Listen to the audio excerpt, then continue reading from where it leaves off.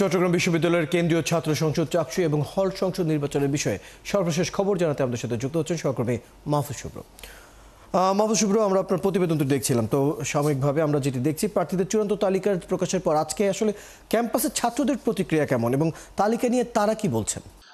Royal যেমনটি বলছেন, আজকে কিন্তু চট্টগ্রাম বিশ্ববিদ্যালয় কেন্দ্রীয় ছাত্র সংসদ নির্বাচনের প্রার্থীদের চূড়ান্ত তালিকা প্রকাশ করা হয়েছে এবং চূড়ান্ত তালিকা প্রকাশ করার মাধ্যমে আমরা দেখেছি যে প্রায় কেন্দ্রীয় সংসদে 415 জন শিক্ষার্থী প্রার্থী তারা কিন্তু প্রতিদ্বন্দ্বিতা করবেন 26 পদের বিপরীতে। এবং এরপর পরে আমরা দেখেছি কিন্তু শিক্ষার্থীদের একটি খসড়া ব্যালট নাম্বার, সেই ব্যালট নাম্বারটিও কিন্তু ইতিমধ্যে প্রকাশ করা হয়েছে এবং আজকে থেকে কিন্তু আনুষ্ঠানিকভাবে প্রচারের যে কার্যক্রম সেটি কিন্তু শুরু হয়েছে এবং আমরা দেখেছি যে প্রার্থীরা স্বতঃস্ফূর্তভাবে তাদের যেই প্রচারের কার্যক্রম সেটি চালিয়ে নিচ্ছে। তবে তারা একটি শঙ্কাও প্রকাশ করেছে, যেহেতু আগামীকালকে থেকে দুর্গাপূজার ছুটি উপলক্ষে বিশ্ববিদ্যালয় বন্ধ থাকবে, সেক্ষেত্রে শিক্ষার্থীদের কাছে পৌঁছানোর ক্ষেত্রে কিন্তু তারা যেই শিক্ষার্থীদের কাছে জনে জনে গিয়ে যে পৌঁছাবে সেটি কিন্তু তারা পারবে না। সেক্ষেত্রে তারা বিকল্প উপায়েও তারা অবলম্বন করবে, যেমন অনলাইন মাধ্যমে কন্টেন্ট ক্রিয়েশনের মাধ্যমে, তেমনটি কিন্তু আমাদেরকে প্রার্থীরা জানিয়েছে। পাশাপাশি শিক্ষার্থীরাও বলেছে যে আসলে যেহেতু মাঝখানে বন্ধ থাকবে এবং অধিকাংশ শিক্ষার্থীরা তারা নিজ নিজ